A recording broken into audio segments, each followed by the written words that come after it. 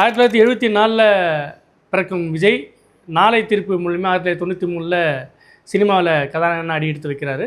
அதன் பிறகு ஒரு சில கமர்ஷியல் படங்கள், அதுக்கு பிறகு ஒரு ரஜினிக்கு இணையான ஒரு சூப்பர் ஸ்டார் அந்தஸ்துக்கு இணையாக கிட்டத்தட்ட ஒரு 200 கோடி ரூபாய் ஊதியம் பெறக்கூடிய அளவுக்கு, ஒரு 400லேருந்து 500 கோடி ரூபாய் அளவுக்கு, ஏன் 700 கோடி ரூபாய் அளவுக்கு கூட அவர் படங்கள் வியாபாரமாகக்கூடிய ஒரு காலகட்டத்தில் இன்றைய தேதிக்கு 2000க்கு பிறகு தமிழ் சினிமா உலகத்தில் ஒரு அசைக்க முடியாத ஒரு கமர்ஷியல் ஹீரோ அப்படின்னா வசூல் சக்கரவர்த்திகள் சில பேர் நம்ம தமிழ் சினிமாவில் சொல்லலாம்.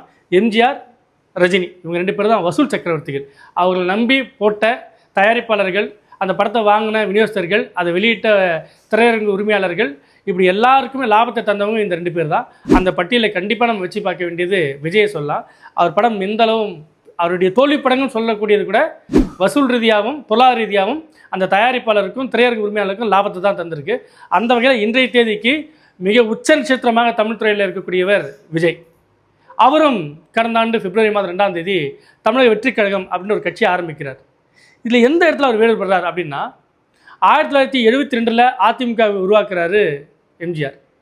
1977 தன்னுடைய 60வது வயதில் முதலமைச்சராக பொறுப்பேற்கிறார். 1987 தன்னுடைய 70வது வயதில் அவர் காலமாகிறார்.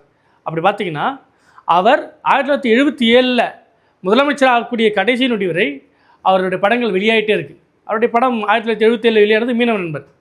அவர் முதலமைச்சராக பொறுப்பேற்ற பிறகு மதுரை மீட்ட சுந்தரபாண்டியன் 1978 ரிலீஸ் ஆகுது. ஸோ தன்னுடைய கடைசி நொடி வரை, முதலமைச்சராக இருக்கக்கூடிய கடைசி நொடி வரை அவர் திரைப்படங்களில் அவர் நடிச்சிட்டு இருந்தார். அதற்கு பிறகு தான் முழு நேரமாக ஆட்சி கட்டில் முதலமைச்சராக அமர்ந்த பிறகு தான் அவர் முழு நேரமாக அரசியலுக்குள்ளே இருக்கிறார்.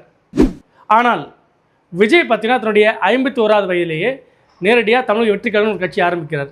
ஆரம்பிக்கும் பொழுதே இனி சினிமாவில் நடிப்பதில்லை, திரைப்படம் நடிப்பதில்லை, முழு நேர அரசியலுக்குள்ளே இறங்க போகிறேன் அப்படின்னு சொல்கிறார். அதாவது 1977 60வது வயதில் முதலமைச்சராக பொறுப்பேற்கக்கூடிய வரை எம்ஜிஆர் திரைப்படம் நடிச்சிட்டு இருக்கார். ஆனால் தன்னுடைய 50வது வயதிலேயே முழு உடல் தகுதியோடு இருக்கக்கூடிய அளவில் இருக்கக்கூடிய விஜய் இன்றும் ஒரு 700 கோடி 800 கோடி வியாபாரம் இருக்கக்கூடிய ஒரு விஜய் முன்னேற சினிமா விட்டு விலகி முன்னேற அரசியல்வாதியாக மாறுறன்ற அந்த முடிவு நிச்சயமாலுமே ஒரு வியப்பை ஏற்படுத்துது.